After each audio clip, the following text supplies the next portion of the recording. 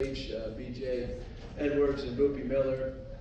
BJ was first team all defense last year, set the school record in steals, and Boopie was third team all ACC. So with the experienced backcourt, we're excited to challenge and be very competitive in the league this year. We'll open it up for questions. If you would, please identify yourselves and the agency that you are with, and we will move through these next 14 minutes with great pace. So who would like the first question for Coach? Coach, I'll ask you from the podium. High school, your signing class is ranked 4th nationally. How do you balance the intake of freshmen against what you need from a transfer standpoint?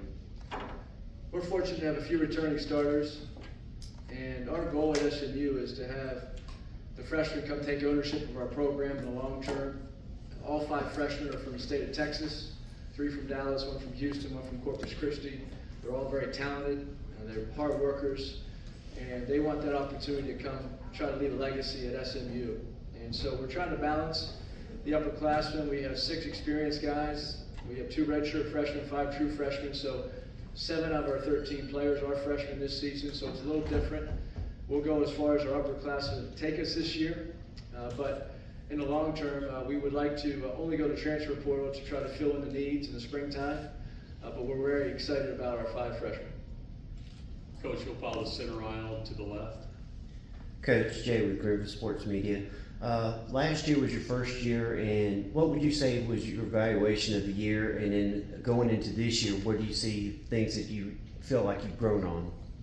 Well, 10 new players last season, our first year in the ACC, I thought our players did an incredible job of coming together, becoming a real team. We scored over 100 points 5 times, led the league with Duke in scoring and assists, had 6 guys average double figures.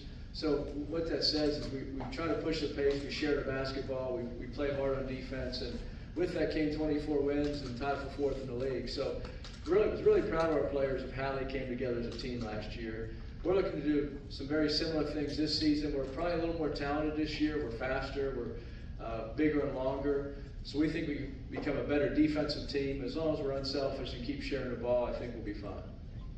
Coach, to your left in the first row.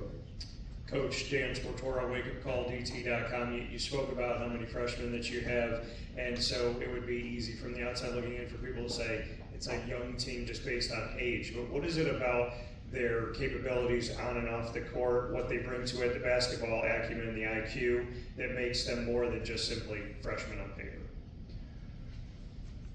They're all 18 years old.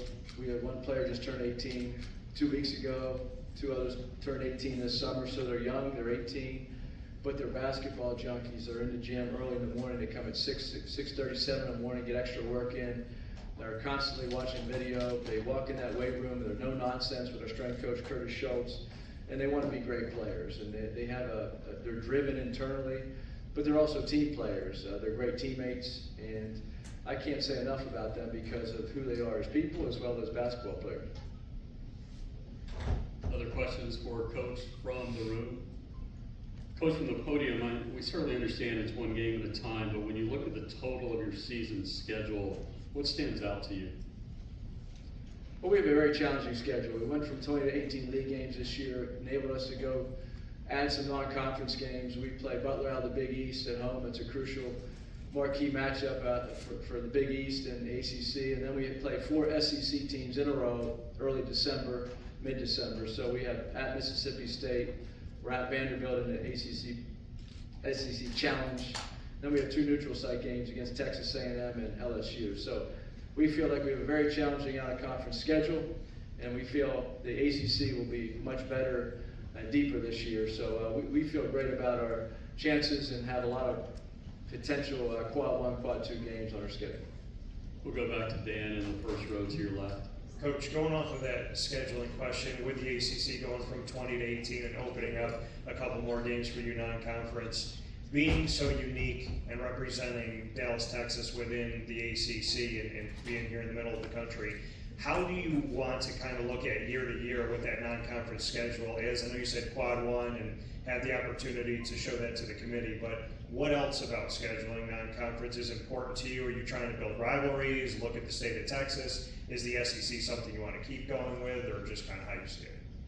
I think each year is different. We like to play neutral site games against good competition. Last year we had 24 wins, and Boopy was hurt. We were 19-5. When Boopy got hurt, we lost 3 out of 5 without him. So we were disappointed at 24 wins, 13-7 in the ACC. We were an NCAA tournament team last year. We were good enough to play in the league, in the tournament, and probably win some games. Unfortunately, we didn't have the so-called quality wins with the lack of opportunity. Even go 13-7 in the league, including 7 road wins. They weren't quad 1 wins. A lot of them were quad 2, quad 3. So we tried to be strategic about getting some more of those opportunities this year. I think our league will be better this season. So in a normal year, 13-7 in the ACC, 24 wins gets you in the NCAA tournament. Coach, thank you. You can switch spots with BJ Edwards, and we'll spend the remaining time with our student athletes. For those folks in the room, if you would, once again, please identify yourselves and the agency that you were with. That would help tremendously. And who would like our first question for BJ? BJ, we're going to go to the left side. Just follow the center aisle up to the left. BJ with Greenville Sports Media. What does it mean to wear the SMU uniform to you? It means a lot. This is my 3rd season here at SMU. I was here my first year with Coach Lanier. After he got fired, I went to Coach Andy's office and he just told me that I had a chance to play here. So he taught me in the stands, so it means a lot to be here still. BJ, left side, all the way to the left in the front row. Good afternoon, BJ. Coach talked about your defensive prowess and how well you do. How big is it having such a big front line behind you where you can play aggressive defensively and not have to worry about, the guys finishing at the rim over some of these guys? Because I see you have a total of maybe like 4 or 5 guys that are 6'11" or above, which is good for rim protection. So does that help you a little bit more defensively? Yes, it definitely helps me a lot more defensively. I've been gambling a lot of practice lately, so I probably have to stop that a little bit. But having guys that's long wingspan and taller height, it can help me if someone gets a pass and block their shots. So it's definitely a plus.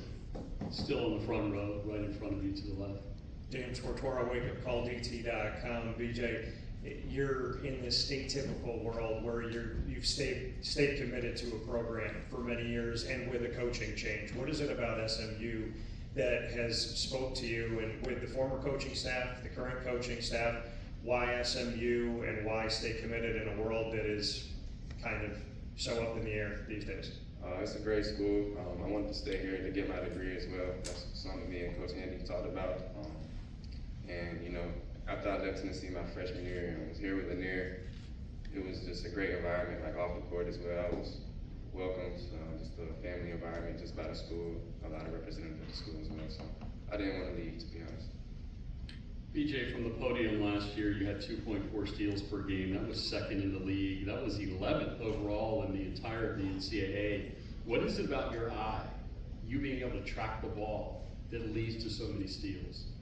I would say most of the time I'm just in the right spot at the right time. And honestly, my instincts, just being able to run through passes and just baiting guys to turn the ball over as well. Any other questions for BJ from the room? BJ, seeing none, you and Boopy can switch spots, and we will spend the remaining portion of our time with SMU with Mr. Miller. Folks, if you would, please identify yourselves. Boopy, we're going to go right side, 3rd row, just about the middle of the row. Katrina Sackett, Sports and Culture Media. Good morning. Commissioner Jim Phillips spoke yesterday talking about just the individual team roles as far as getting the conference back to where he envisions it could be. As a newer team in this conference, where do you feel like your role lies and what responsibilities do you think you have? I feel like as a new group coming in, our 2nd year in the ACC, I feel like we got to bring that passion and that grit to the ACC and just bring the hard work and things that we do in practice each and every day, and just come out and have fun and bring that excitement for the ACC fans. Other questions for Boopy from the room? Boopy will go left side, 1st row, right there at the end. James Tortora, wakeupcalldt.com. Boopy, you've experienced the ACC at Wake Forest and obviously at SMU. What can you say to the culture and how you've seen the 2 programs and what the essence of the Mustangs are and why this is the right fit? I would say a lot of great coaches, a lot of great players.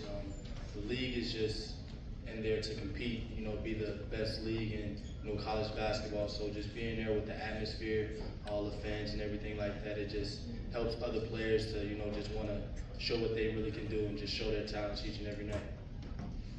Boopy, from the podium as a follow-up to that, talking about show the talent. In a month's time, 1 month from today, who is it that we are talking about with SMU? Who has showcased their talent early in the season?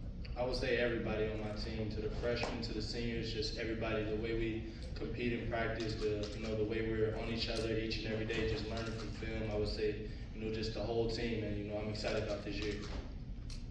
Other questions for Boopy from the room? Boopy, a question we like to ask, do you have to win a championship in order to call it a successful season? Yes, I would say so. Definitely. I want to win. Yes. Big smile. Well, if we have nothing else for Boopy and the Mustangs, folks, you guys can adjourn to the breakout room next door.